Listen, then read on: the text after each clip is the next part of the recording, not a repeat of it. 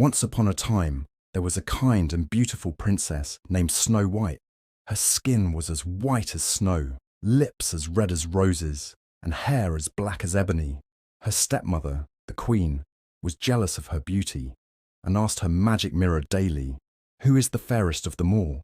One day, the mirror replied, "Snow White is the fairest of them all."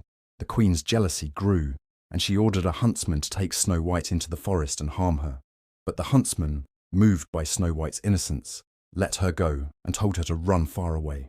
Snow White wandered through the forest until she found a tiny cottage belonging to 7 dwarfs. She explained her story, and the kind dwarfs invited her to stay. In return, Snow White cared for their home while they worked in the mines. One day, the queen learned through her magic mirror that Snow White was still alive. Furious, she disguised herself as an old woman and tricked Snow White into eating a poisoned apple.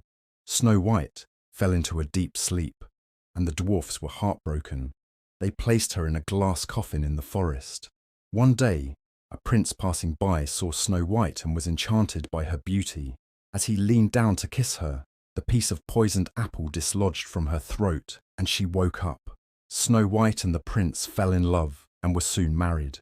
The wicked queen, upon hearing of Snow White's happiness, fled the kingdom and was never seen again. Snow White and her prince lived happily ever after, surrounded by love and joy.